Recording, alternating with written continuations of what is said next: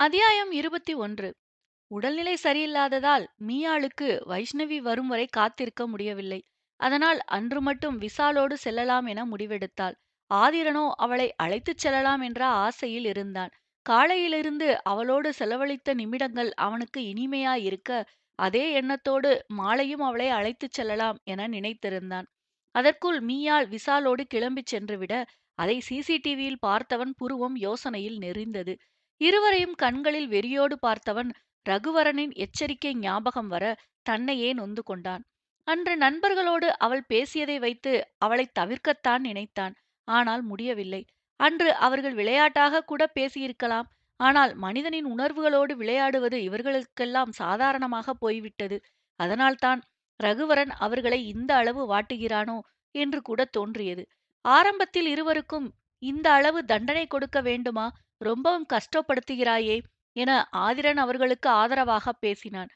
ரகுவரன் அவனை முறைத்து, நான் பட்ட கஷ்டம் தெரிந்தும் உன்னால் எப்படி இப்படியெல்லாம் பேச முடிகிறது? எல்லாம் அவர்களால் தானே என கேட்டபோது ஆதிரனால் பேச முடியவில்லை. ஏனெனில் அவன் பட்ட கஷ்டத்தை ஆதிரன் பார்த்திருக்கிறானே. அதுவும் எதனால் என்று யோசித்த போது ஆதிரனுக்கு கண்கள் கலங்கியது. ரகுவரன் ஒவ்வொரு நிமிடமும் துடியாய் துடித்தது அவன் கண்முன்னால் வந்து போக, அவனை ஆறுதல் படுத்தக்கூட முடியாமல் தான் தவித்தது இப்போதும் அப்படியே நினைவில் வந்தது. ரகுவரனை பொறுத்தவரை இவர்களுக்கு கொடுக்கும் தண்டனையெல்லாம் சாதாரணம்தான் என்று நினைக்கிறான். அவர்களை கஷ்டப்படுத்தும் போது அவன் சந்தோஷமாக இருக்கிறான். ஆனால் ஆதிரனுக்குத்தான் அதை ஏற்றுக்கொள்ள முடியாமல் ஒரு மாதிரியாக இருக்கிறது. அதே நேரம் ரகுவரனையும் அவனால் விட்டுக் கொடுக்க முடியாது. அவனிடம் சொன்னபடியே அவனுடைய தண்டனை விஷயத்தில் இனி அவன் தலையிட மாட்டான். அதற்காக மீயாள் இப்படி கஷ்டப்படுவதையும் பார்த்து கொண்டிருக்க முடியவில்லை. ஒரு பெருமூச்சுடன் சீட்டில் தலை சாய்த்து கண்களை மூடிக்கொண்டான். அன்று விசாலும் மீயாளும் வீட்டிற்கு வந்தபோது அந்த குடிகாரனின் மனைவி அவர்களை யாரோ ஒருவனிடம் காட்டி ஏதோ சொல்லிக் கொண்டிருந்தாள். நீ கொஞ்ச நேரம் படுத்து ரெஸ்ட் எடு. எனக்கு கொஞ்சம் வெளியில வேலை இருக்கு. நான் போயிட்டு வரேன் என்றபடி விசால் அந்த ஏரியாவில் இருந்த தன் நண்பர்களை காணச் சென்றிருந்தான். அவர்கள் மூலமாக அந்த குடிகாரனின் மனைவி ஏதாவது திட்டமிடுகிறாளா என கேட்டபோது விசாரித்து சொல்கிறோம் என்று சொன்னார்கள். விசால் மீண்டும் வீட்டிற்கு வந்தபோது வைஷ்ணவியும் ஷோரூமில் இருந்து வந்துவிட்டாள்.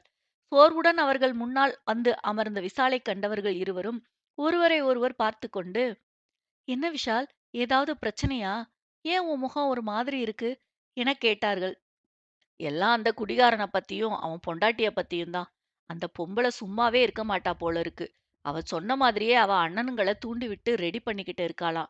அவ புருஷன் ஹாஸ்பிட்டல்ல இருந்து வந்ததும் அவனை அழைச்சிட்டு நேரா இங்கதான் வரப்போறாதா சொல்லிட்டு இருக்காளாம் என விசால் கவலையோடு சொன்னான். சரி, வந்தா வரட்டும். அதுக்கென்ன இப்போ? நீ ஏன் இவ்ளோ கவலைப்படுற என மீயாள் சாதாரணமாக கேட்டாள். என்னடி இப்படி சொல்ற? அவ அண்ணனுங்க 2 பேரும் ரவுடிங்க. அந்த பொம்பள அவனுங்கள அழைச்சிட்டு வந்து சும்மா பேச்சுவார்த்தையா நடத்தப் போறா? கண்டிப்பா ஏதாவது பிரச்சனை தான் பண்ணுவா. அதுவும் நீங்க 2 பேரும் தனியா இருக்கும்போது வந்தா என்ன பண்றது? அதான் எனக்கு கவலையா இருக்கு. ஆமா, தொரை இருந்தா மட்டும் அப்படியே பறந்து பறந்து விஜயகாந்த் மாதிரி சண்டை போட்டுடுவீங்க. எப்படியும் எங்க பின்னாடி தானே ஒளிஞ்சுகிட்டு நிக்க போற. அதுக்கு ஏன்டா இவ்வளவு பில்டப் குடுக்குற என வைஷ்ணவி அவனை கேலி செய்தாள். நீ வேற நிலைமை புரியாம கிண்டல் பண்ணிட்டு இருக்காதடி. இப்ப என்ன செய்யறது அதச் சொல்லுங்க என விசால் கவலையோடு கேட்டான். எங்களுக்கும் ஒண்ணும் புரியலடா. அங்க பிரச்சனையாகுதுன்னு தான் இங்க வீட்டை காலி பண்ணிட்டு இங்க வந்தோம். இங்கேயும் பிரச்சனை ஆகுதுன்னா நாங்க என்ன பண்றது? இப்படியே நாங்க போற இடத்துல எல்லாம் பிரச்சனை வந்துச்சுன்னா எங்களால எப்படி சமாளிக்க முடியும் என மீயாள் தலையை பிடித்துக் கொண்டு அமர்ந்து விட்டாள். ஒன்னும் கவலைப்படாதடி. நான் என் ஃப்ரெண்ட்ஸ் கிட்ட சொல்லி வச்சிருக்கேன். அவங்க பாதுகாப்பா ஏதாவது அபார்ட்மெண்ட்ஸ் மாதிரி பார்த்து தரேன்னு சொல்லியிருக்காங்க. உங்களால வாடகை கொடுக்க முடியலைனாலும் என் சம்பளத்துல இருந்து நானும் கொஞ்சம் தரேன். சேர்ந்து சமாளிச்சுக்கலாம் என விசால் சொல்ல இருவரும் அவனை நன்றியோடு பார்த்தார்கள். நீ சொன்னதே எங்களுக்கு ரொம்ப சந்தோஷம் விஷு. ஆனா எங்களுக்கு கட்டுப்படி ஆகுற மாதிரி வாடகையிலேயே பாரு. உனக்கும் ஒரு தங்கச்சி இருக்காளே, அவளுக்கு கல்யாணம் பண்ணி கொடுக்கணும். அதுக்கு நீ சேர்த்து வைக்க வேணாமா? நானும் எங்க காலேஜ் ஃப்ரெண்ட்ஸ் யார்கிட்டயாவது சொல்லி பார்க்கறேன். அந்த குடிகாரன் இங்க வர்றதுக்குள்ள நாம கிளம்பிட்டா நல்லது என மீயாள் யோசனையோடு சொன்னாள். இந்த ஏரியா ஃப்ரெண்ட்ஸ் கிட்ட ஹெல்ப் கேட்டிருக்கேன்டி. அப்படியே அவன் வந்தாலும் அவங்கள கூப்பிட்டா நமக்கு உதவி பண்ணுவாங்க. இங்க இருந்து போற வர தானே. அது வரலையும் எப்படியும் சமாளிச்சிடலாம். கவலைப்படாதீங்க என சொல்லி சற்று நேரம் அவர்களோடு பேசிக் கொண்டிருந்து விட்டு தனது வீட்டுக்குச் சென்றான். மீயாள் சோர்வில் படுத்து உறங்கியதால் மறுநாள் காலை சற்று தாமதமாக எழ அவசர அவசரமாக குளித்து கிளம்பி ஆதிரன் வீட்டுக்குச் சென்றபோது வழக்கத்தை விட சற்று அதிக நேரம் எடுத்திருந்தது. நன்றாக தூங்கி ரெஸ்ட் எடுத்து விட்டதால் உடல்நிலை நன்றாக இருந்தது. அதோடு அந்த ஆயின்மெண்டின் உதவியால் கை காயமும் ஓரளவு சரியாகி இருந்தது.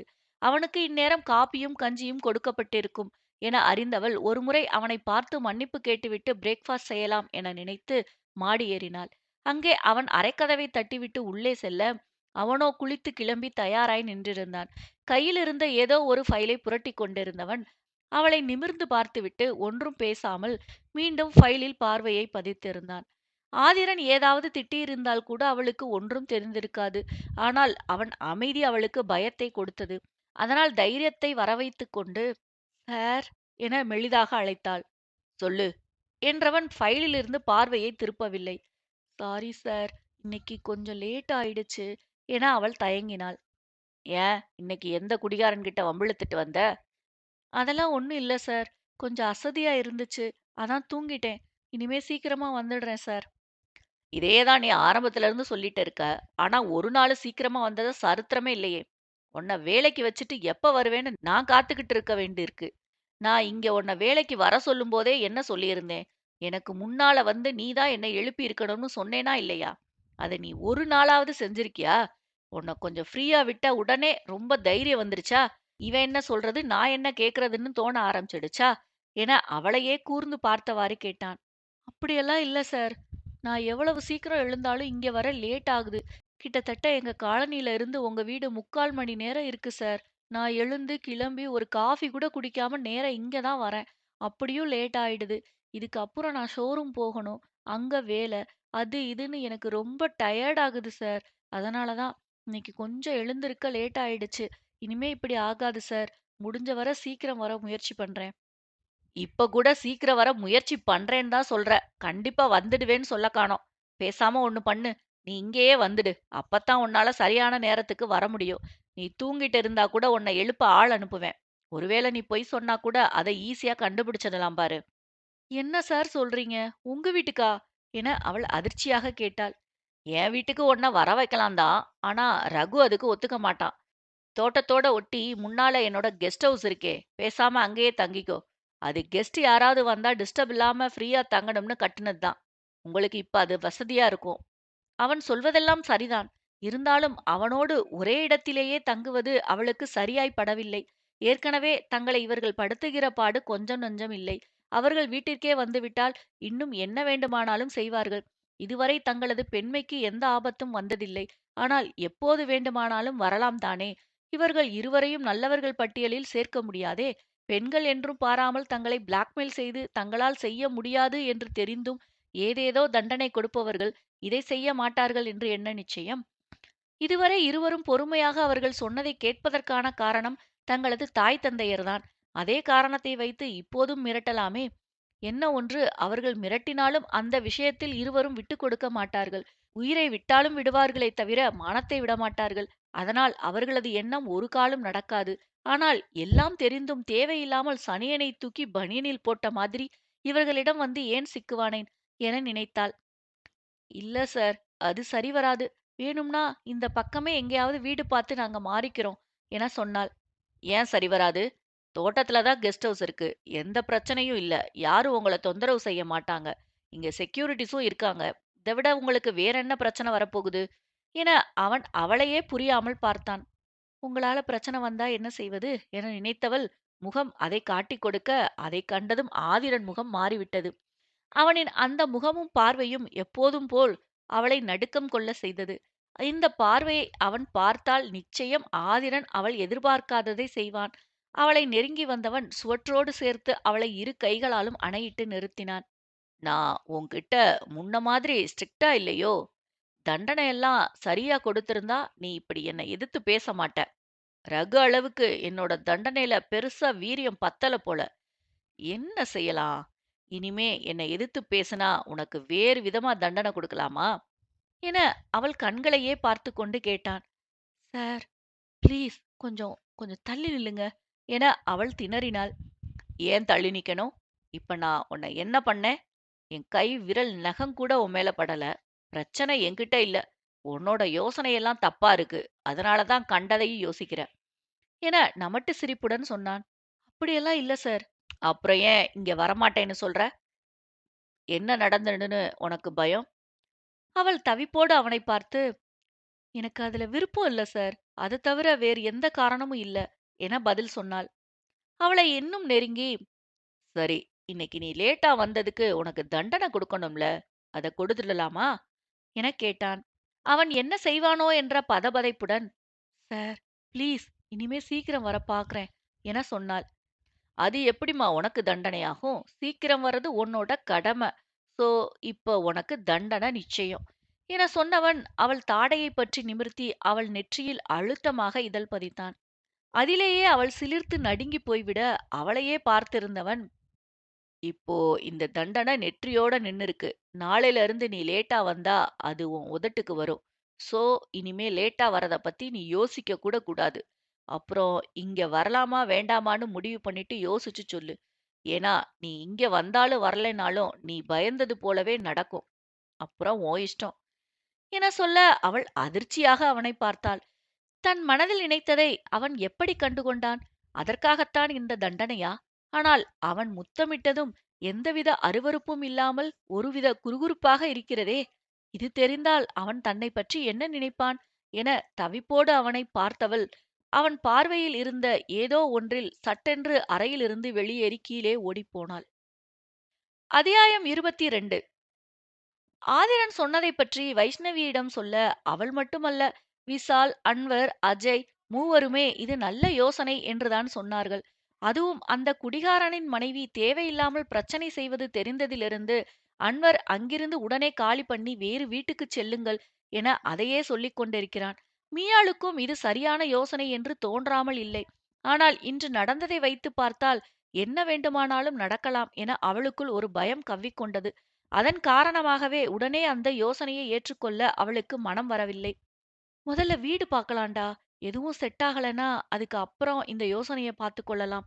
அதுவரைக்கும் அங்க போறத பத்தி பேச வேணாம்" என அவள் முடிவாக சொல்லிவிட, அவளோடு சேர்ந்து எல்லோரும் வீடு பார்க்கும் வேலையில் இறங்கினர். ஒரு சில இடங்களில் இரு பெண்கள் தனியாகத் தங்க எனும்போது வீடு கொடுக்க முன்வரவில்லை. இன்னும் ஒரு சில வீடுகளில் அந்த வீட்டு ஆண்களின் பார்வையே வித்தியாசமாக இருந்தது.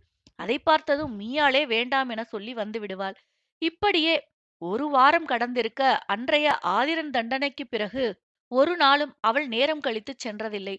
தூக்கத்தைக் கூட கட்டுப்படுத்திக் கொண்டு நேரத்தோடு எழுந்து சரியான நேரத்திற்கு சென்று அவளே அவனை எழுப்பினாள். முதலில் அவன் புருவம் ஏற்றி வியப்பாகப் பார்த்தாலும், பிறகு அவள் எதனால் அப்படி சீக்கிரம் வருகிறாள் எனப் புரிந்ததால் இதழ் ஓர குறுஞ்சிரிப்புடன் கேலியாய் பார்த்தான்.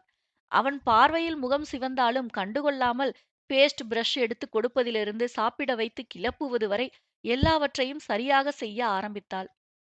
"மேடம் ரொம்ப தீவிரமா வேலையில இறங்கிட்டீங்க போல. அது சரி, இனிமே நான் அந்த தண்டனை கொடுக்கவே முடியாது போல இருக்கே" என வேண்டுமென்றே அவன் சோகமாக முகத்தை வைத்துக்கொண்டு சொல்ல, அவள்தான் திணறிப் போனாள். "சார், சாப்பிடும்போது பேசக்கூடாது. தயவு செஞ்சு பேசாம சாப்பிடுங்க" என சொல்லிவிட்டு சமையல் அறைக்குள் நுழைந்து கொண்டாள். சற்று நேரம் அங்கே நின்று தன்னை ஆசுவாசப்படுத்திக் கொண்ட பிறகே டைனிங் டேபிளுக்கு வந்தாள். "சோ, மேடம் இங்க வரக்கூடாதுன்னு குறியா இருக்கீங்க, அப்படித்தானே?" "அப்படியெல்லாம் ஒண்ணும் இல்ல சார். உங்களுக்கு எதுக்கு தேவையில்லாத கஷ்டம்?" என சம்பிரதாயமாக சொன்னாள். "எனக்கு எப்ப கஷ்டம்னு நான் சொன்னேன்? சரி, உனக்கு விருப்பம் இல்லைன்னா விட்டுடலாம்." உடனே ஒத்துக்கொண்டானா என ஆச்சரியமாக அவனை நிமிர்ந்து பார்த்தாள். ஆனால் அவன் பார்வையில் வேறு ஏதோ இருந்தது. "என்ன பாக்குற? உனக்குத்தானே விருப்பம் இல்லைன்னு சொன்னேன். ஆனா எனக்கு விருப்பம் இருக்கு. நான் விருப்பப்பட்டதை செய்யாம விட்டதில்ல. உன்னை இங்க எப்படி வர வைக்கிறதுன்னு எனக்கு தெரியும்" என சொன்னவன் எழுந்து கை கழுவச் சென்றான். அவன் கை கழுவி விட்டு வந்ததும் அவள் டவலை எடுத்து நீட்ட அதை வாங்கி துடைத்துக் கொண்டே, "சாப்பிட்டு சீக்கிரம் ஷோரூம் போ" என சொல்லிவிட்டு கிளம்பினான். "ஆமா, எனக்கு தெரியாது பாரு. பெரிய இவர் சொல்லிட்டாரு. இவர் சொன்ன உடனே நான் கிளம்பி போகணுமாக்கும்" என முணுமுணுத்துக் கொண்டாள். எதற்காக கோபப்பட்டாள் என அவளுக்கே தெரியவில்லை. ஒருவேளை அன்றைய நாளைப் போலவே அவளை அழைத்துச் செல்லவில்லை என்று நினைத்திருப்பாளோ? மெதுவாக சாப்பிட்டு முடித்து ஷோரூம் கிளம்பிச் சென்றவள் எப்போதும் போல எரிச்சலுடனே குடோனில் வேலை பார்த்தாள். மறுநாள் ஆதிரன் வீட்டிலிருந்து ஷோரூம் கிளம்பிக் கொண்டிருந்தவள் முன்பு ஒரு செட் கிளவுஸை எடுத்து வைத்த ஆதிரன், இத போட்டுட்டு வேலைய பாரு. ரொம்பவும் கைக்கு பெயின் இருக்காது என சொன்னான். அப்படியானால் இவன் தான் பார்க்கும் வேலை விஷயத்தில் இனி தலையிடப் போவதில்லை. அதற்கு பதிலாக அந்த வேலையை பார்க்க தனக்கு உதவி பண்ணுவான். அவ்வளவுதான் என்பதை மீயாள் புரிந்து கொண்டாள். கைக்கு கிளவுஸ் தந்தாயிற்று. உடம்பெல்லாம் வலிக்கிறதே, அதற்கென்ன பண்ணுவான்? வந்து மருந்து தடவி விடுவானா என எரிச்சலுடன் நினைத்தாலும் ஒன்றும் சொல்லாமல் இந்த அளவிலாவது உதவி செய்கிறானே என நினைத்து அதை கைகளில் எடுத்துக்கொண்டாள். அன்று வேலைக்கு போனபோது விஷால் சந்தோஷத்துடன் அவளை எதிர்கொண்டான். மியா, உனக்கு ஒரு குட் நியூஸ். உங்களுக்கு வீடு கிடைச்சிடுச்சு. நீங்க சொன்ன ஏரியாவிலேயே இருக்கிறதா என் ஃப்ரெண்டு சொன்னா. இன்னைக்கு நாம போய் பார்த்துட்டு அட்வான்ஸ் பண்ணிட்டு வந்துடலாம். மியாளும் சந்தோஷத்துடன், சூப்பர்டா விஷு. எங்க வீடே கிடைக்காதோன்னு நானும் பயந்துட்டே இருந்தேன். இதுல அந்த குடிகாரன் வேற டிஸ்சார்ஜ் ஆகி வரப்போறான்னு கேள்விப்பட்டேன் என கவலையுடன் சொன்னாள். ஆமாண்டி, இன்னைக்கு காலையில தான் எனக்கும் அம்மா சொன்னாங்க. டிஸ்சார்ஜ் ஆக இன்னும் 2 நாள் இருக்கான். ஆனா அவன் இப்பவே போகணும்னு அடம் பிடிக்கிறானா. அந்த பொண்ணுங்க கிட்ட வம்பு பண்றதுக்காகத்தான் இந்த வேலை பாக்குறான்னு அவங்கள ஜாக்கிரதையா இருக்க சொல்லுன்னு அம்மா சொன்னாங்க. அதான் நான் இருக்கேனே, நான் பாத்துக்கிறேன்னு அம்மா கிட்ட தைரியம் சொல்லிட்டு வந்தேன். என்னடா சொல்ற? அப்போ அவன் சீக்கிரம் டிஸ்சார்ஜ் ஆயிடுவானா? நாம வீடு பார்த்தாலும் எப்படிடா அவ்வளவு சீக்கிரம் எல்லாத்தையும் வெக்கேட் பண்றது? அங்கேயும் அவன் தேடி வரமாட்டான்னு என்ன நிச்சயம்? என மீயாள் கவலையோடு கேட்டாள். இன்னைக்கு வீடு பார்த்து உங்களுக்கு அந்த வீடு பிடிச்சிட்டா அவன் வர 2 நாள் ஆகுமேடி. அதுக்குள்ள நம்ம எல்லாத்தையும் வெக்கேட் பண்ணி புது வீட்டுக்கு மாத்திடுவோம். யார்கிட்டயும் நீங்க எங்க போறீங்கன்னு சொல்ல வேண்டாம். சொன்னா தானே அவனுக்கும் தெரிய வரும் என விசால் சொல்ல மீயாளும் சரி என தலையாட்டி கொண்டாள். ஆதிரன் ஆரம்பத்தில் அவளை தன் கெஸ்ட் ஹவுஸுக்கு வருமாறு சொல்லியிருந்ததுதான். பிறகு அதைப் பற்றி அவன் வற்புறுத்தவில்லை. மறந்து விட்டானா, இல்லை ஏன் இவர்களை அழைத்துக் கொண்டு என அலட்சியமாக விட்டு விட்டானா? அவன் சொன்ன விதத்தில் மிரட்டியாவது தங்களை அவன் வீட்டுக்கு அழைப்பான் என்றுதான் அவள் எதிர்பார்த்தாள். ஆனால் அவன் கண்டுகொள்ளாமல் இருக்கவும் மீயாளுக்கு சிறிது ஏமாற்றமாக கூட இருந்தது. இப்போது அவனது வீட்டிலிருந்து சிறிது தூரத்திலேயேதான் அவர்கள் வீடு பார்த்திருந்தார்கள். ஏற்கனவே அந்த வீட்டைப் பற்றி விசால் சொல்லியிருந்தாலும் அந்த வீட்டு ஓனர் பிடிகொடுக்காமல் இருந்தார். இப்போதுதான் என்னவோ அவர் மனது மாறி வரச் சொல்லி இருக்கிறார். சீக்கிரம் போய் வீட்டை பார்த்து பிடித்தாலும் பிடிக்காவிட்டாலும் சரி என சொல்லி காலனியிலிருந்து மாறிவிட வேண்டும் என நினைத்துக் கொண்டாள். மாலையில் எல்லோரும் ஒன்றாக கிளம்ப மீண்டும் விசாலுடன் கிளம்பிய மீயாளை பார்த்து ஆதிரனுக்குத்தான் எரிச்சலாக வந்தது. அன்வர் பைக்கில் வைஷ்ணவி சென்றுவிட விசால் ஒரு சின்ன வேலையை முடித்துக் கொண்டு வந்ததால் கடைசியாக அவனோடு மீயாள் பைக்கில் செல்ல அதை பார்த்துதான் ஆதிரன் பொறுமிக் கொண்டிருந்தான். அன்வருக்கு வேறு வேலை இருந்ததால் மற்ற மூவரும் மட்டும் வீடு பார்க்கச் சென்றார்கள். அன்வர் வைஷ்ணவியை இறக்கிவிட்டு சென்று விட்டான். அவர்கள் எதிர்பார்த்ததை விட வீடு அழகாகவே இருந்தது. வாடகை மற்றும் சற்று அதிகமாக இருக்க தங்கள் மற்ற செலவுகளை சரிக்கட்டிக் கொண்டு கொடுத்து விடலாம் என ஒரு மனதாக தீர்மானித்தார்கள். அப்போதே அட்வான்ஸ் பணத்தை தருகிறோம் என சொன்னதற்கு வீட்டு ஓனரோ இப்போது வேண்டாம், பொழுது போய்விட்டது, அதனால் நாளை காலை வாங்கிக் கொள்கிறேன் என சொன்னார். நாளை வேலைக்கு போகும் முன் அப்படியே வந்து கொடுத்து விடலாம் என நினைத்ததால் மீயாளும் சரி என சொன்னாள். ஏண்டி, இந்த ஓனர் என்னடி ரொம்ப சாஸ்திர சம்பிரதாயம் பார்ப்பார் போல இருக்கே. ஒருவேளை நைட்டு வீட்டுக்கு லேட்டா வந்தா அதுக்கு கூட கணக்கு பாப்பாரா என வைஷ்ணவி சந்தேகமாக கேட்டாள். அப்படி தாண்டி தெரியுது. ஆனா நம்ம வேலை பார்க்கறது 2 கிறுக்கனுங்க கிட்டன்னு பாவம் அவருக்கு தெரியாதே. இப்படி ஒரு நல்ல பாதுகாப்பான வீடு கிடைக்கிறது ரொம்ப கஷ்டம். உனக்கே தெரியுமே நாம எவ்வளவு தூரம் அலைஞ்சோம்னு. அதனால என்ன கண்டிஷன் போட்டாலும் கொஞ்சம் அட்ஜஸ்ட் பண்ணிக்கிட்டு போகலாம். வேற வழி இல்ல என மீயாள் சொன்னாள். எனக்கு புரியுதுடி. ஆனா இந்த கிறுக்கு பயல்களுக்கு புரியணுமே. வேணும்னே நம்மள லேட்டா அனுப்புனாங்கன்னா இவங்க கிட்ட எப்படி பதில் சொல்றது? கிடைச்ச வீட்டையும் விட்டுட்டு தெருவுல நிக்க முடியாதே என வைஷ்ணவி கவலையாக சொன்னாள். அதெல்லாம் அப்புறம் பாத்துக்கலாம்டி. முதல்ல நம்ம அங்க வெக்கேட் பண்ணிட்டு இங்க வந்து சேருவோம். அதுக்கப்புறம் இதெல்லாம் பாத்துக்கலாம் என மீயாள் சொல்ல விசாலும் அதை ஆமோதித்தான். வீடு பார்த்து அதன் பிறகு வீட்டு ஓனரிடம் பேசி முடித்து என நேரம் இரவாகி இருந்ததால் அந்த வீதியில் பெரிதாக ஆள் நடமாட்டம் இல்லை. என்ன விஷு, 9 மணி கூட ஆகல. அதுக்குள்ள தெருவுல ஒருத்தர கூட காணோம். நம்ம எம்டி சரியான இம்ச பிடிச்சவராச்சே. அன்னைக்கு காலையில மியா லேட்டா வந்ததுனால நைட்டு லேட்டா அனுப்புனாரு. அது போல மறுபடியும் அனுப்புனா இந்த ஏரியால தனியா வர்றதெல்லாம் ரொம்ப சிரமம் போல இருக்கே என வைஷ்ணவி கவலையோடு சொன்னாள். என்னடி பண்றது? முடிஞ்ச வரையிலும் சீக்கிரமா வர முயற்சி பண்ணலாம். இல்லைனா இவனுங்க 3 பேர் இருக்கானுங்களே, யாராவது ஒருத்தர வந்து டிராப் பண்ண சொல்லுவோம். முடியாதுன்னா சொல்லிட போறானுங்க. இல்ல அப்படி சொன்னாலும் நம்ம விட்டுட போறோமா என மீயால் புருவம் உயர்த்தி கேட்க விஷால் அவர்களை மாறி மாறி பார்த்து வைத்தான். விசால் வண்டியில் 2 பேரும் சென்று விடலாம் தான்.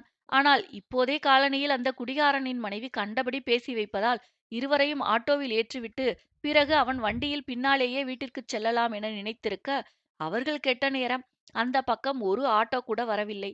வண்டியை தள்ளிக்கொண்டு இருவரோடும் பேசிக்கொண்டு நடந்து கொண்டிருந்தான். அந்த ஆளில்லாத சாலைக்கு வரும்போது திடீரென ஏதோ ஒரு சத்தம் கேட்டது. அவர்கள் என்ன சத்தம் என்று பார்த்து சுதாரித்துக் கொள்ளும் முன்னரே அவர்கள் முன்னால் ஒரு 5, 6 பேர் வந்து நின்றனர். அது அந்த குடிகாரனும் அவன் மனைவியின் அண்ணன்கள் 2 பேரும் தானாம். மற்றவர்கள் அந்த அண்ணன்களின் கூட்டாளியாம். விசால் இருவரின் காதில் கிசுகிசுத்துக் கொண்டிருக்கும் போதே அவர்களே தங்களை அறிமுகப்படுத்திக் கொண்டார்கள். என்ன பாக்குறீங்க? என்னை அடையாளம் தெரியலையா? நான் இவனோட மச்சான். எங்க தங்கச்சியத்தான் இவன் கல்யாணம் பண்ணியிருக்கான் என ஒருவன் சொல்ல, வைஷ்ணவி, தங்கச்சிய கல்யாணம் பண்ணா மச்சான்னு தான் சொல்லுவாங்க. அப்புறம் என்ன பெரியப்பானா சொல்லுவாங்க? என நக்கலாக கேட்க, அவர்கள் அவளை முறைத்து பார்த்தார்கள். நான் சொல்லல மச்சான், இவளுங்க ரொம்ப பேசுவாளுங்க. அதுவும் இந்த வெள்ள சொக்காக்காரி இருக்காளே, வாயத் திறந்தாலே வண்ட வண்டையாத்தான் வரும். அவங்க வீட்டு பாத்ரூம் கதவுல தாப்பா சரியா இருக்காது. குளிக்க போகும்போது பார்த்து பத்திரமா போ பாப்பான்னு தான் சொன்னேன். அதுக்கு என்ன பேச்சு பேசுனா தெரியுமா? இவ பேசுனத மட்டும் உன் தங்கச்சிக்காரி கேட்டிருந்தா அப்பவே நாண்டுகிட்டு செத்துருப்பா மச்சான் என அந்த குடிகாரன் சோக கீதம் வாசித்தான். ஏண்டா குடிகார நாயே, உங்க வீட்ல தாப்பா சரியில்லைன்னு சொல்ல பாத்ரூமை தான் எட்டி பார்ப்பாங்களா? உன்னை கல்யாணம் பண்ணிக்கிட்டே உன் பொண்டாட்டி சாகல. நான் பேசுறதுக்கா செத்துட போறா? சரி, தேவையில்லாம பேசாத. இப்ப எதுக்கு வந்து வழிய மறைச்சுக்கிட்டு நிக்கிறீங்க? அத சொல்லுங்கடா என வைஷ்ணவி காட்டமாக பேசினாள். ஏண்டி, ஆள் இல்லாத தெருவுல நிக்கிறோம். இங்க வந்து இவனுங்கள்ட்ட தேவையில்லாம உரண்ட இழுக்காத. பேசாம வா, நம்ம போயிடலாம் என மீயாள் விசாலையும் வைஷ்ணவியும் பிடித்து இழுக்க, இருவருமே கையை உதறிக் கொண்டார்கள். இவனுங்க ஒரு ஆளுன்னு இவனுங்களுக்கு பயப்படுறியாமியா? நீ பேசாம இரு, எல்லாத்தையும் நாங்க பாத்துக்கிறோம் என வைஷ்ணவி ஆத்திரமாக சொன்னாள். விசாலும் அதை ஆமோதித்து, ஆமாண்டி, நான் இருக்கும்போது நீங்க 2 பேரும் ஏன் கவலைப்படுறீங்க? நான் கராத்தேல பிளாக் பெல்ட்டுடி. எங்க ஏரியால எந்த பிரச்சனைனாலும் பசங்க என்னதான் கூப்பிடுவானுங்க தெரியுமா? நீங்க பேசாம அப்படி ஓராமா நின்னுக்கோங்க. எதுவா இருந்தாலும் நான் பாத்துக்கிறேன் என சொல்ல, இரு பெண்களுக்குமே சற்று தைரியம் வரப்பெற்றது. அவன் பார்த்துக்கொள்வான் என்று தோன்ற, எதற்கும் இருக்கட்டும் என்று அன்வருக்கும் அஜய்க்கும் போன் செய்ய போக, விசால் அதையும் வேண்டாம் என்று சொல்லிவிட்டான். இந்த நேரத்துல அவன்கள வேற ஏன் தேவையில்லாம டிஸ்டர்ப் பண்ற? இன்னும் 15 மினிட்ஸ்ல நம்ம வீட்டுக்கு போயிடுவோம். அதுக்கப்புறம் எதுவா இருந்தாலும் பேசிக்கலாம் விடு என சொல்ல, மீயாள் தன் மொபைலை மறுபடியும் ஹேண்ட்பேக்கில் போட்டுவிட்டாள். அந்த ரவுடிகள் எதிரில் போய் நின்றவன், இங்க பாருங்க, எனக்கு இந்த சண்டை எல்லாம் சுத்தமா பிடிக்காது. தேவையில்லாம அடி வாங்கிக்கிட்டு போகாதீங்க. ஒழுங்கா ஓடி போயிடுங்க என சொல்ல, அவர்களோ சத்தம் போட்டு சிரித்தார்கள். டேய், எதுக்காகடா சிரிக்கிறீங்க? எங்க விஷு பிளாக் பெல்ட் வாங்கியிருக்கான். தைரியம் இருந்தா அவன் மேல கைய வச்சு பாருங்க. அப்புறம் தெரியும் அவன் யாருன்னு என வைஷ்ணவி வீறு கொண்டு அவர்கள் முன்னால் வந்து நின்றாள். இருவரையும் மாறி மாறி பார்த்தவர்கள் மீண்டும் சிரித்து, ஓ, அவன் பிளாக் பெல்ட் வாங்கியிருக்கானா? இப்பவே அது என்ன பெல்ட்ன்னு உருவி பார்த்துடுவோம். டேய், அவன் பேண்ட கழட்டுங்கடா என ஒருவன் சொன்னான். எதுக்கு பேண்ட கழட்ட சொல்றீங்க என விசால் அவர்களை ஒரு மாதிரியாக பார்த்தான். நீ பிளாக் பெல்ட் வாங்கியிருக்கேன்னு தானே சொன்ன. அது என்ன கலர் பெல்ட்ன்னு உன் பேண்ட கழட்டி பார்த்தா தானே தெரியும் என ஒருவன் நக்கலாக சொன்னான். பேண்ட கழட்டிடுவீங்களா? தைரியம் இருந்தா அவன் பேண்ட் மேல கைய வச்சு பாருங்கடா, அப்புறம் தெரியும் என வைஷ்ணவி அவர்களிடம் பாய்ந்தாள். என்ன தெரியும் அவன் பேண்ட் சைஸ் என்னன்னா என மீண்டும் ஒருவன் நக்கல் செய்தான். போதும், பொறுத்தது போதும். இதுக்கு மேல சும்மா இருக்காத விஷால். நீ யாருன்னு அவங்களுக்கு காட்டு என சொல்ல, 2, 3 குங்ஃபு ஸ்டைல்களை செய்து காட்டி, ஆ ஊ என கத்திக் கொண்டிருந்தான். மீயாளுக்கு நடப்பது ஒன்றும் சரியாக படவில்லை என்பதால் அவள் சற்று நகர்ந்து நின்று கொண்டாள். அவன் எல்லாம் செய்து முடிக்கும் வரை பொறுமை காத்தவர்கள் அவன் ஏதோ வித்தை காண்பிப்பதைப் போல் அலட்சியமாக நின்று பார்த்து கொண்டிருந்தார்கள்.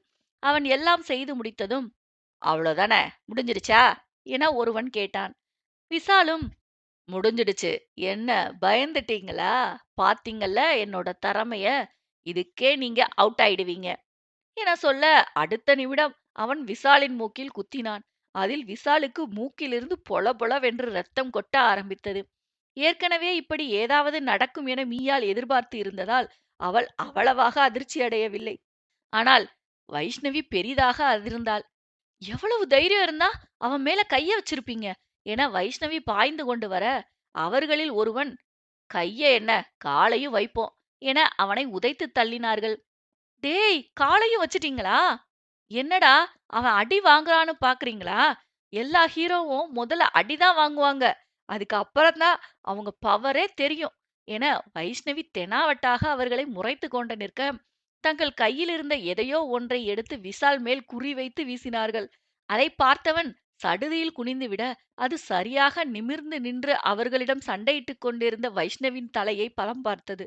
அதில் வைஷ்ணவிக்கு இருட்டிக் கொண்டு வர, கீழே குனிந்து உட்கார்ந்திருந்த விசாலை, "அட பண்ணாட பயலே!"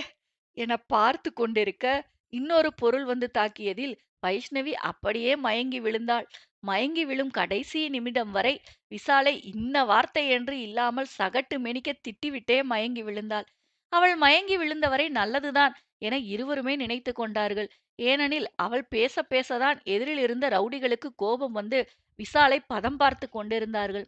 அந்த ரவுடிகள் சொன்னது போலவே விசாலின் பேண்ட் சைஸ், சட்டை சைஸ் என எல்லாவற்றையும் பார்த்து விட்டார்கள். அந்த அளவுக்கு அவனை வெளுத்து வாங்கியதில் சட்டையும் பேண்ட்டும் கிழிந்து தொங்கியது. விசால் வேகமாக ஓடி வந்து மீயாள் பின்னால் நின்று கொள்ள, இப்போது எல்லோரது பார்வையும் மீயாளின் மேல் இருக்க அவளுக்கு திக்கென்று இருந்தது. அத்தியாயம் 23. விசால் ஓடி வந்து மீயாள் பின்னால் ஒளிந்து கொள்ள, அவளோ எரிச்சலுடன், "ஏன்டா என் பின்னாடி வந்து ஒளியிற?" என கேட்டாள். "அடியே, அவனுங்க என்ன அடி அடின்னு அடிக்கிறானுங்க, பார்த்துக்கிட்டு தானே இருந்த. அப்படியும் ஓடி வந்து ஒளியாம என்ன செய்ய சொல்ற?" "அதுக்கு வேற எங்கேயாவது போய் ஒளிய வேண்டியதானேடா. நான் தான் கிடைச்சேனா உனக்கு? இப்ப எல்லாரும் என்னத்தான் வெறிக்க வெறிக்க பார்க்கறானுங்க.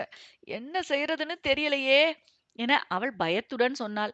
"ஒரே வழி, நாம இங்கிருந்து ஓடி போறதுதான். வா போயிடலாம். அந்த பக்கம் ஓடி போய் ஏதாவது உதவி கிடைக்குதான்னு பாப்போம்" என விசால் அழைக்க, மீயாள் கோபத்துடன், "டேய் அறிவு கெட்டவனே, வயசு மயங்கி விழுந்து கிடக்குறா, கண்ணு தெரியலையா? அவளை விட்டுட்ட போனா ஏதாவது செஞ்சிட மாட்டானுங்களா?" என எரிந்து விழுந்தாள். "ஆமா, அப்படி ஒண்ணு இருக்குல்ல. ஆனா இங்கேயே நின்னா நம்மளையும் சேர்த்து ஏதாவது பண்ணிடுவானுங்களே" என விசால் பயந்தான். அவனை மேலேயும் கீழேயும் பார்த்து, "டேய், நான் அப்பவே அவனுங்களுக்கு ஃபோன் பண்ணி கூப்பிடுறேன்னு சொன்னேன். நீ வித்த காட்டிட்டு இருந்த நேரத்துல அவனுங்களும் வந்து சேர்ந்திருப்பானுங்க. நானே பாத்துக்கிறேன்னு எல்லாத்தையும் கிழிச்சிருவேன்னு சொல்லி, இப்போ உன் சட்டையும் பேண்ட்டையும் கிழிச்சுக்கிட்டு நிக்கிற.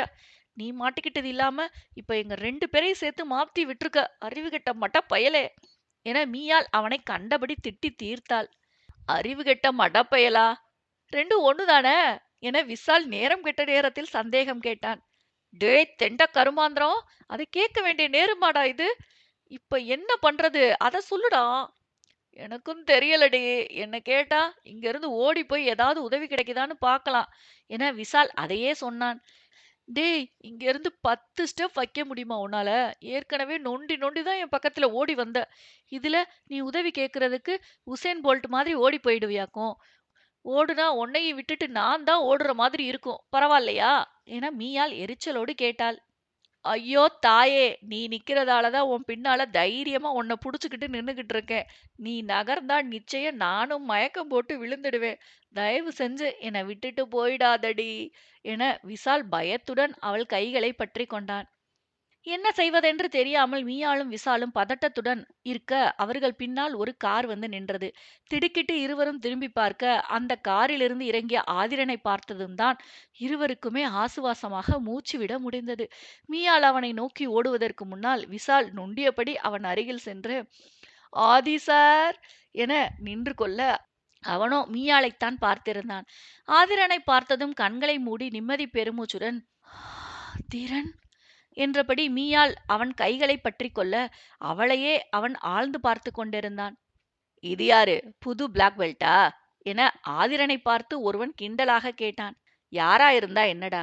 இவன் பேண்ட்டையும் அவுத்து பெல்ட் என்ன கலர்னு பார்த்துடுவோம்" என மற்றொருவன் சொல்லி சத்தமிட்டு சிரித்தான். "டேய், நீங்க வேணா அவன் பேண்ட்ட கழட்டுங்க. நான் இந்த பொண்ணு பேண்ட்ட கழட்டுறேன். சும்மா நச்சுன்னு இருக்கா. எப்படா கை வைப்போன்னு ஒரே பரபரன்னு இருக்கு. பார்த்ததுல இருந்து மனசுல பக்குன்னு ஒட்டிக்கிட்டா.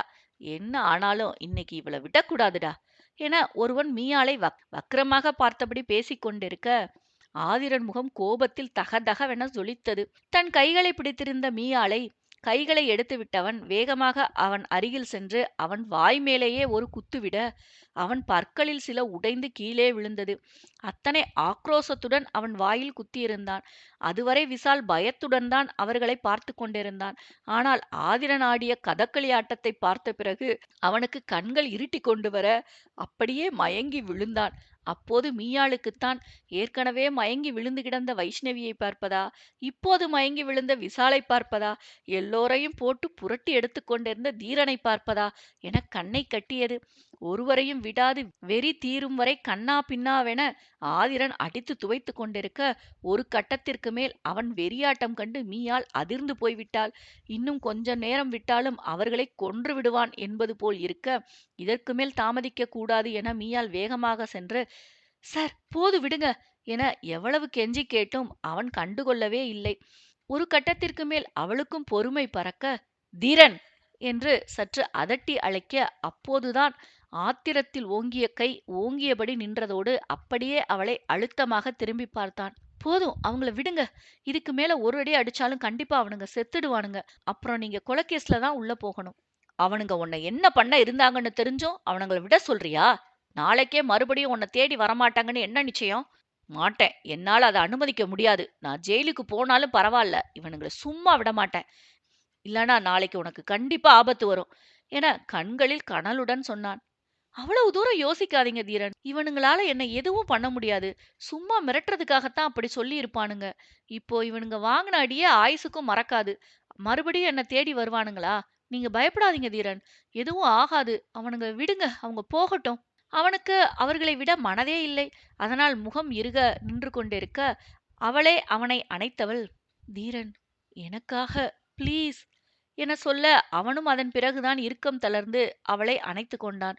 ஒவ்வொரு நொடியும் அவன் அணைப்பு இறுகிக் கொண்டே போக எலும்பே உடைந்து விடும் போல அவனது அணைப்பு அவ்வளவு வன்மையாக இருந்தது. அந்த ரவுடிகள் எழுந்து ஓடும் வரை அமைதி காத்தவள் அதற்கு மேல் முடியாமல், தீரன் ரொம்ப வலிக்குது விடுங்க என சொன்னாள். அவளது குரல் காதில் விழுந்த பிறகே மெல்ல மெல்ல இறுக்கம் தளர்த்தினாள். ஆனாலும் அவளை விடுவிக்கவில்லை. அவளது நெற்றியில் முத்தமிட்டவன், உனக்கு ஒண்ணும் இல்லையே என கேட்டான். எனக்கு ஒண்ணும் இல்ல. அவனுங்க என் பக்கத்துல கூட வரல. அதுக்குள்ளதான் நீங்க வந்துட்டீங்களே என சொன்னவள் விழுக்கென்று நிமிர்ந்து, அது சரி, நீங்க எப்படி இங்க வந்தீங்க என கேட்டாள். எனக்கு இந்த பக்கமா தான் வீட்டுக்கு போகணும். யதார்த்தமா தான் நான் உங்களை பார்த்தேன் என சொல்ல, அவன் பதிலில் நம்பிக்கை இல்லை என்றாலும் தலையாட்டி கொண்டாள். இந்த மாதிரி சேஃப்டி இல்லைன்னு தான் ஆரம்பத்திலேயே உன்னை என் கெஸ்ட் ஹவுஸ்க்கு வந்துடுன்னு சொன்னேன். நீ தான் கேட்கல. இப்ப பாரு, தேவையில்லாத பிரச்சனையில மாட்டிக்கிட்ட. பேசாம நீ அங்கேயே வந்துடு என அக்கறையோடு சொன்னான். இந்த முறை மீயால் தயங்கியபடி, இல்ல தீரன், இப்போதான் நாங்க ஒரு வீடு பார்த்து ஓகே பண்ணிட்டு வந்தோம். நாளைக்கு அட்வான்ஸ் கொடுக்க வேண்டியது மட்டும்தான் பாக்கி என சொன்னாள். மறுபடியும் இவனுங்க பிரச்சனை பண்ண மாட்டாங்கன்னு என்ன நிச்சயம்? இந்த சைடுல யாரும் இருக்கிற மாதிரியே தெரியலையே என எரிச்சலோடு கேட்டான். அது இன்னைக்கு லேட்டா வந்ததுனால இப்படி இருக்கு. சீக்கிரம் வந்தா எந்த பிரச்சனையும் இருக்காதுன்னு நினைக்கிறேன். உனக்கு ஏண்டி இவ்ளோ பிடிவாதம்? நான் சொல்றத கேட்டாதான் என்ன? அது சரி வராது தீரன். உங்க வீட்ல இருக்கிறதுக்கெல்லாம் எங்க வீட்ல யாரும் ஒத்துக்க மாட்டாங்க. பின்னாடி தெரிஞ்சா ரொம்ப பிரச்சனையாகும். தேவையில்லாம உங்களுக்கு வேற ஏன் சிரமம் என தயங்கிக் கொண்டே சொன்னாள். எனக்கு சிரமமா இருக்குன்னு நான் சொன்னேனா?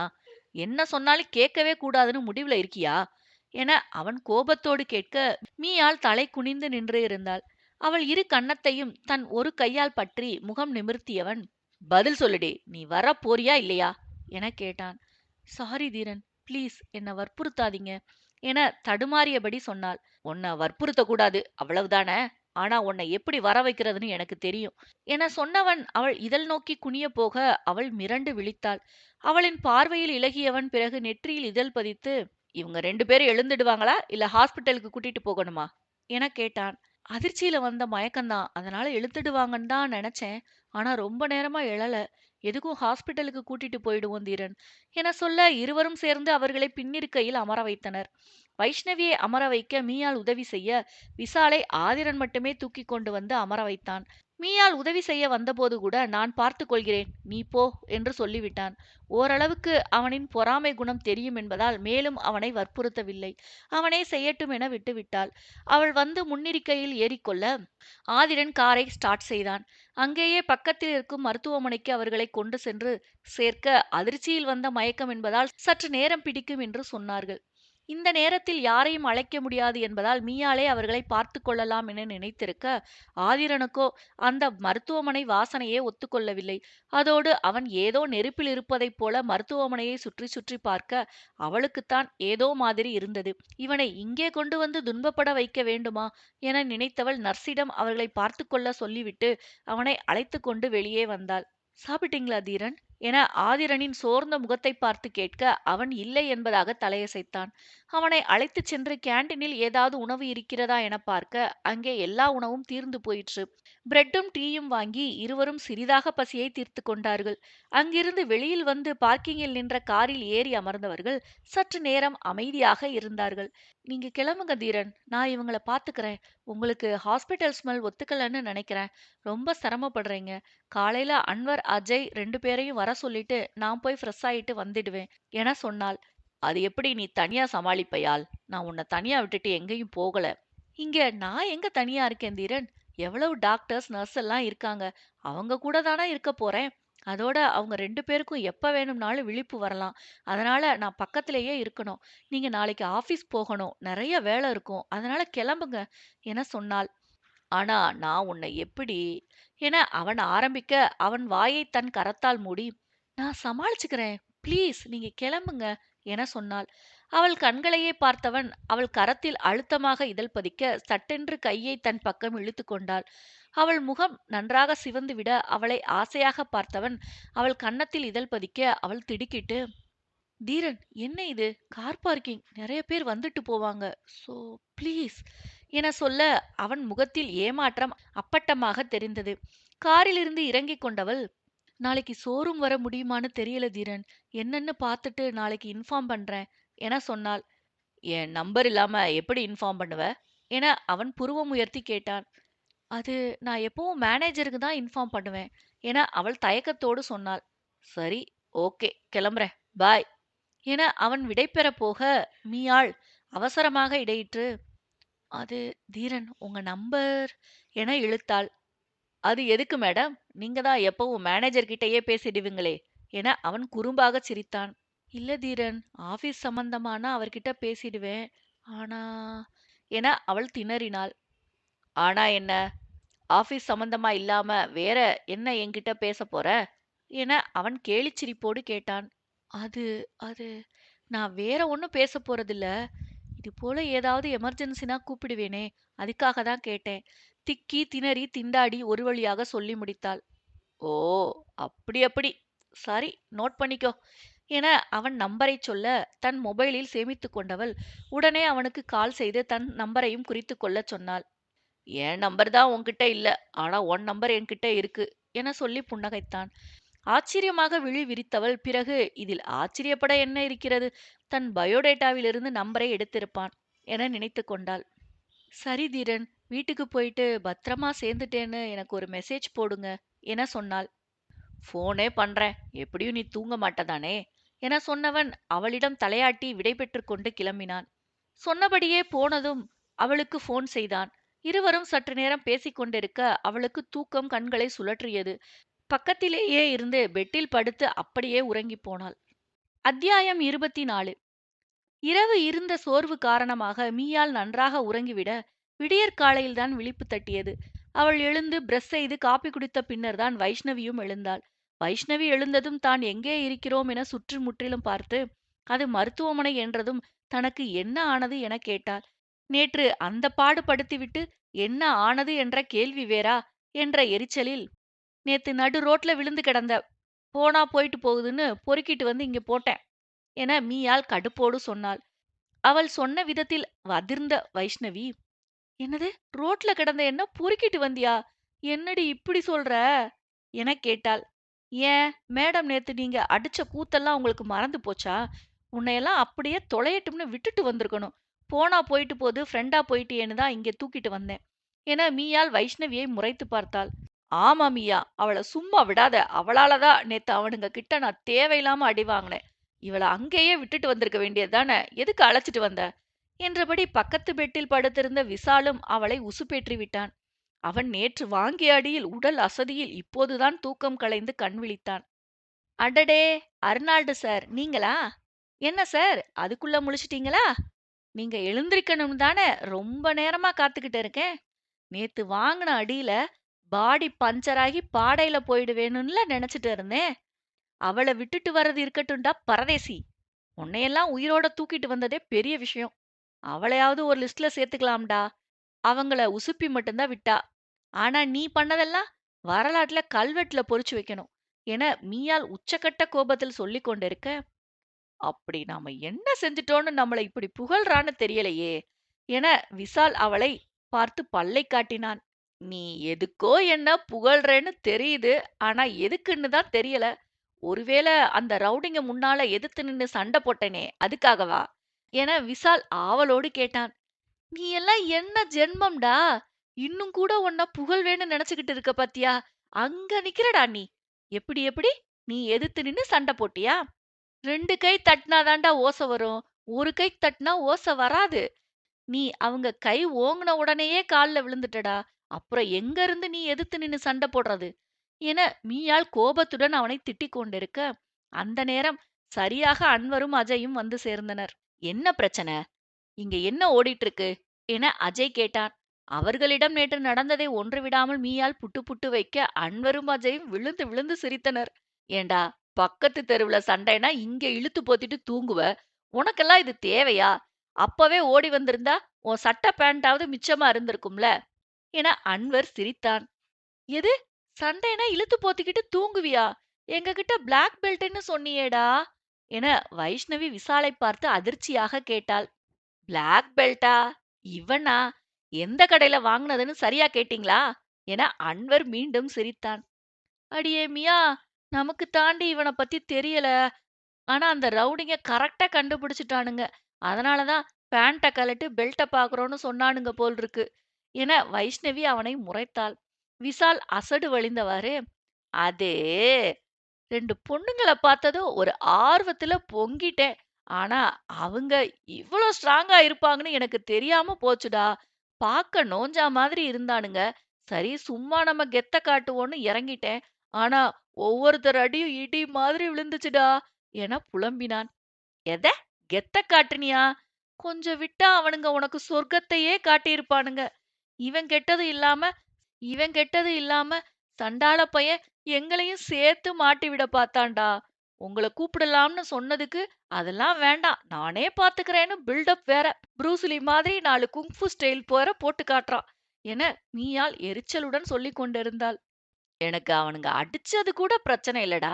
ஆனா புது சட்டை பேண்ட கிழிச்சிட்டானுங்களே, அதுதான் கவலையா இருக்கு என விசால் வருத்தத்துடன் சொல்ல, இப்போது எல்லோருமே அவனை முறைத்தனர். நல்ல வேளை ஆதிரன் சார் வந்ததுனால பேண்ட் சைஸ் சட்டை சைஸ் மட்டும்தான் பார்த்தானுங்க. இல்லைனா ஓ ஜட்டி சைஸ் பனியன் சைஸையும் சேர்த்து பார்த்திருப்பானுங்க என மீயாள் விசாலை கேவலமாக ஒரு பார்வை பார்த்து சொன்னாள். மீயாள் சொன்னதில் எல்லோரும் கொல்லென்று சிரித்து விட்டனர். அதன் பிறகுதான் அவள் சொன்ன வார்த்தைகளின் முழு அர்த்தம் விளங்க, என்னது, ஆதிரன் சார் வந்தாரா? உங்களை காப்பாத்தினது சார்தானா என ஆச்சரியத்துடன் கேட்டார்கள். வைஷ்ணவிக்கும் இந்த தகவல் புதிதுதான். அவள்தான் ஆரம்பத்திலேயே மயங்கி விழுந்து விட்டாளே, அதனால் அவளுக்கும் தெரியவில்லை. மீயாள் நடந்ததை சொல்ல எல்லோருக்கும் வியப்புதான். ஏண்டி, உண்மையிலே சார் அந்த பக்கம் யதார்த்தமா தான் வந்திருப்பாரா? எனக்கு என்னமோ டவுட்டா இருக்கு என அஜய் யோசனையுடன் சொன்னான். அவரு எதார்த்தமா வந்தாரோ பதார்த்தமா வந்தாரோ, நல்ல வேளை வந்தாரு. அவர் வந்ததால தானா எல்லாரையும் காப்பாத்த முடிஞ்சது. அந்த வகையில நல்லதுதான் என வைஷ்ணவி சாதாரணமாக சொன்னாள். என்னடி சாதாரணமா பேசுற? அவர் செஞ்சது எவ்வளோ பெரிய உதவி தெரியுமா? அவர் மட்டும் வரலைன்னா அந்த ரவுடிங்க என்ன வேணாலும் பண்ணிருப்பானுங்க. நாம இப்ப நல்லா இருக்கிறதுனால நமக்கு அதெல்லாம் பெரிய விஷயமா தெரியல. ஆனா அவங்க எவ்வளவு மோசமானவனுங்கன்னு ஏரியாவுல வந்து கேட்டு பார்த்தாதான் உங்களுக்கு தெரியும் என விசால் முகத்தை சீரியஸாக வைத்துக்கொண்டு சொன்னான். என்னடா பயமுறுத்துற? அவனுங்க எல்லாம் அவ்வளவு மோசம்னு நீ சொல்லவே இல்லையே என மீயாள் அவனையே யோசனையாக பார்த்தபடி கேட்டாள். முன்னாடியே சொல்லணும் தாண்டி நினைச்சேன். ஆனா நீங்க பயந்துடுவீங்க. ஏற்கனவே அந்த பொம்பள வந்து மிரட்டிட்டு போறா. இதுல நான் வேற உங்கள ஏன் பயமுறுத்தணும்னு தான் சொல்லல. அதோட உங்களுக்கு வீடு கிடைச்சா மாறி போயிட போறீங்க. அப்புறம் என்ன பிரச்சனை வரப்போகுதுன்னு நினைச்சேன். ஆனா இப்படி தேடி வந்து வம்பிழுப்பாங்கன்னு நான் நினைச்சே பார்க்கல என விசால் கவலையுடன் சொன்னான். அப்ப நம்ம வேற வீட்டுக்கு போனாலும் பிரச்சனை வருமா என வைஷ்ணவி பதட்டத்துடன் கேட்டாள். எனக்கு ஒன்னும் சரியா தெரியலடி. அவனுங்க இவ்வளவு தூரம் வந்திருக்கும்போது அந்த வீட்டுக்கு வர எவ்வளவு நேரம் ஆகும் என விசால் தயக்கத்தோடு சொன்னான். ஆனால் மீயாள் அதை மறுத்து, வாய்ப்பில்லைன்னு தான் நினைக்கிறேன் வைஷு. நேத்து ஆதிரன் சார் அடிச்ச அடியில அவனுங்க எல்லாம் ரொம்ப நடுங்கி போயிட்டானுங்க. இனிமே மறந்தும் கூட நம்ம பக்கம் வரமாட்டானுங்க. அந்த அளவு நேத்து அவர் உயிர் பயத்தை காட்டிட்டார் என பெருமையாக சொன்னாள். விசாலும் அதை ஆமோதித்து, ஆமாண்டி, அவனுங்க அடிச்ச அடி கூட நான் மயங்கி விழல. ஆனா சார் அடிச்சத பார்த்து பயத்திலேயே மயங்கி விழுந்துட்டேன் என சொன்னான். ஐயோடா! இல்லனாலும் மட்டும் இவர் அப்படியே துப்பாக்கி எடுத்து டொப்பு டொப்புன்னு சுட்டு தள்ளியிருப்பாரு. எப்படியும் என் பின்னாடி தான் வந்து ஒளிஞ்சிருக்க போற. இதுல நீ பேச வந்துட்ட. ஒழுங்கா ஒரு தோசைய உன்னால சுட முடியுமாடா?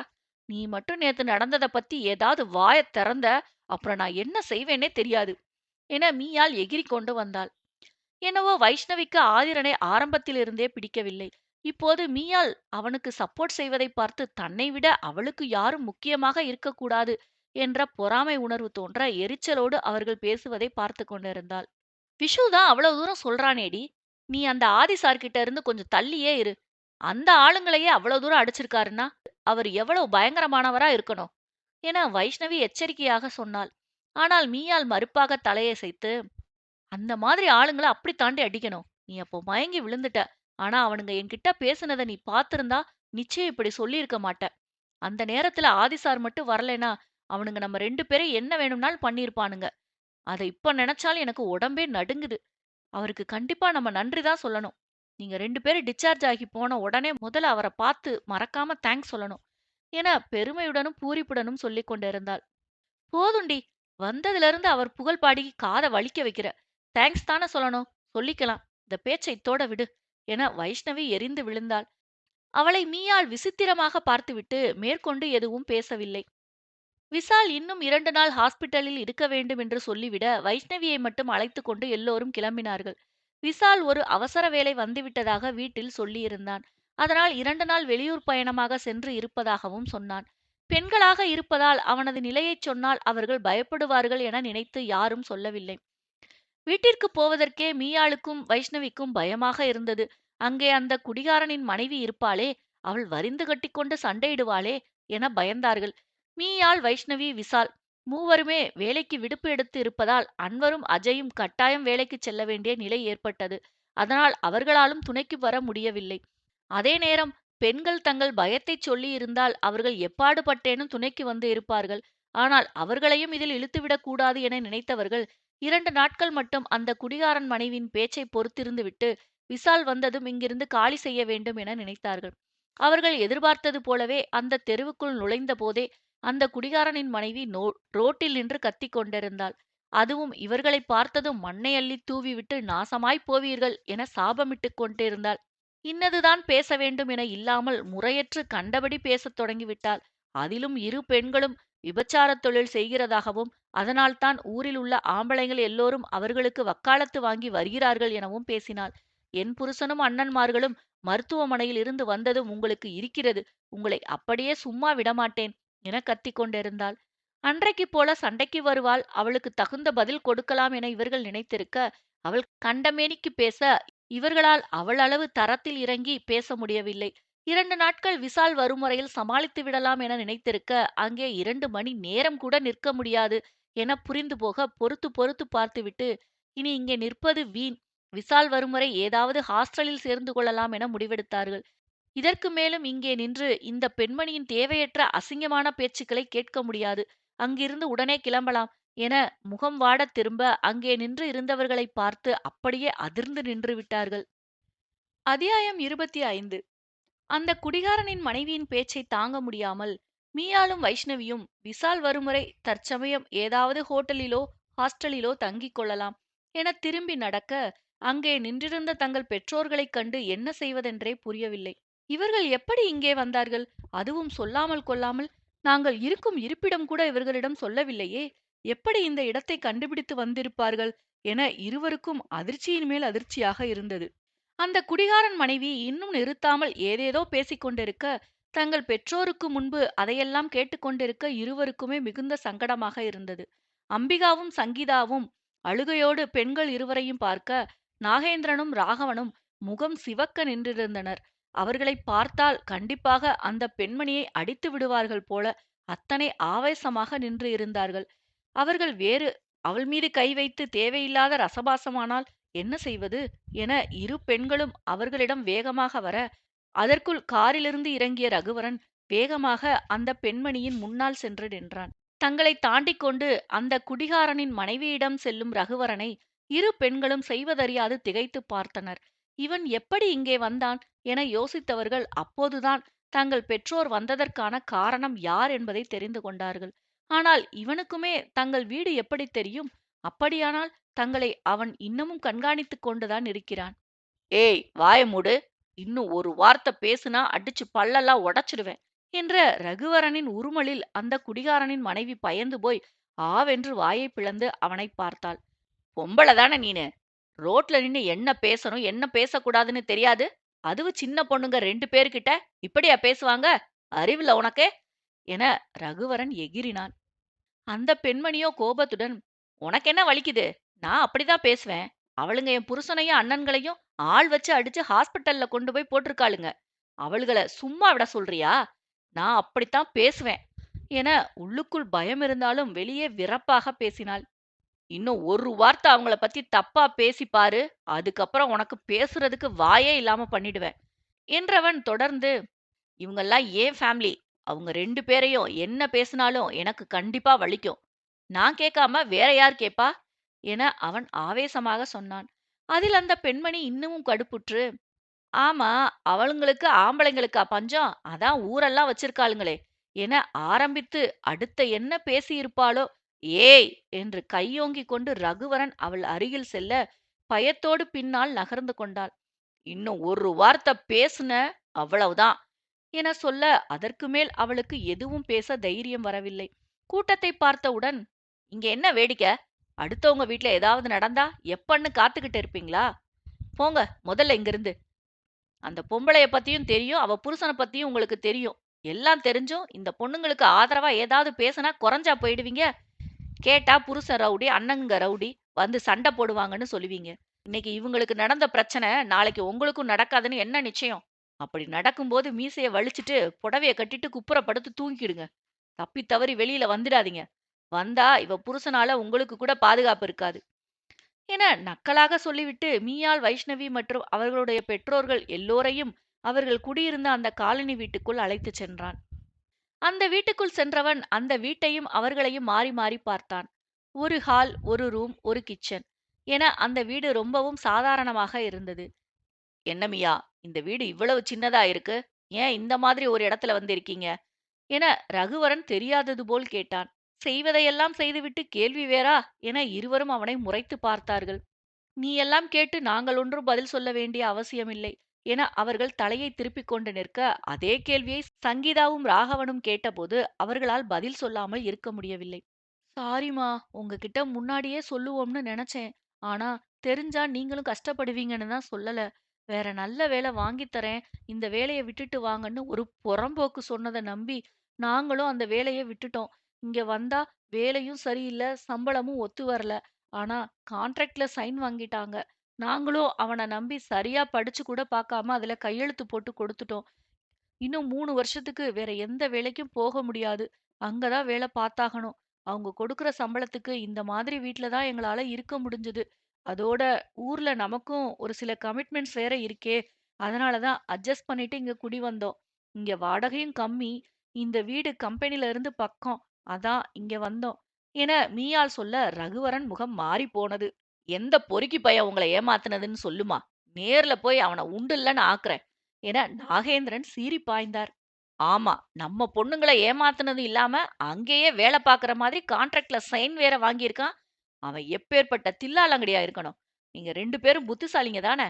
அப்படி யார நம்பி ஏமாந்தீங்க? அதுவும் மியா, நீ எப்படிம்மா ஏமாந்த என ராகவன் கேட்டார். எனக்கு ஆரம்பத்துல இருந்தே அவன் மேல கொஞ்சம் டவுட் இருந்துச்சுப்பா. ஆனா வைசு தான் அவனை ரொம்பவும் நம்புனான். அதுக்கு அப்புறம்தான் நானும் அவன் கூட பழகுனேன். பழகுன வரையிலும் நல்லவனா தான் தெரிஞ்சது. ஆனா அவன் ஒரு கடஞ்செடுத்த அயோக்கியன்னு அதுக்கு அப்புறம்தான் தெரிஞ்சது. எங்களை ஏமாத்தி இந்த வேலையில சேர்த்து கையெழுத்து வாங்கி கொடுத்தவன் அப்புறம் எங்க போனானே தெரியல. இதுக்கு அப்புறம் அவன் வந்தாலும் எங்களுக்கு யூஸ் இல்லைன்னு நாங்களும் அவனை தேடுறத விட்டுட்டோம். என மீயாள் ரகுவரனை பார்த்து கொண்டே குரலில் கடுமையுடன் சொன்னாள். உடனே சங்கீதா, அவனெல்லாம் நல்ல குடும்பத்துல பிறந்திருக்க வாய்ப்பே இல்லம்மா. தன்னை நம்பி 2 பொண்ணுங்க வந்திருக்காங்க. அவங்களுக்கு நல்லது செய்யணும்னு இல்லாம இப்படி துரோகம் செஞ்சவையெல்லாம் நல்லாவே இருக்க முடியாது. மியாமா, அவ்வளவு சீக்கிரம் நீ யாரையும் நம்ப மாட்டியே. இப்படி போய் விழுந்திருக்கியே. இதனால உனக்கு ஏதாவது பாதிப்பு வருமா? சரியான சம்பளம் இல்ல, வேலையும் சரியில்லைன்னு சொல்றீங்களே. இதுல இனிமே எப்படிடா ஓட்டுவீங்க? என கவலையோடு கேட்டார். அதெல்லாம் நாங்க சமாளிச்சுக்கிறோம்மா. அத பத்தி கவலைப்படாதீங்க. அவன விடுங்க. என்னைக்காவது ஒரு நாள் அவன பார்த்தா நாக்க புடுங்குற மாதிரி 4 கேள்வி கேட்காம விடமாட்டேன். எல்லாம் நல்லதுக்குன்னு நெனச்சுக்குவோம். இனிமேலாவது இப்படி கண்டவங்களையும் நம்பாம ஜாக்கிரதையா இருப்போமே. அதுக்காக நடந்தது. இதெல்லாம்னு நெனச்சு சந்தோஷப்படுங்க. என்றவள், சரி, எல்லாரும் என்ன சாப்பிடுறீங்க? காப்பி, டீ ஏதாவது போடவா? இல்ல சமைக்கவா? எனக் கேட்டாள். அவளை ஆச்சரியமாக பார்த்த சங்கீதா, என்ன மியா குட்டி, சமையல்லாம் கத்துக்கிட்டீங்களா? நீங்க இங்க வந்து உருப்படியா செஞ்ச வேலை இது மட்டும்தான். மத்தபடி இந்த வீட்ட பார்த்தாலே எனக்கு பிடிக்கல என அசூசையாக முகத்தைச் சுளித்துச் சொன்னார். அம்மா, கவலைப்படாதீங்க. நாங்க இப்ப வேற வீடு பார்த்துட்டோம். இன்னைக்கு இல்ல நாளைக்கு அந்த வீட்ல அட்வான்ஸ் குடுத்துட்டு எல்லா பொருளையும் எடுத்துட்டு போக வேண்டியதுதான் பாக்கி.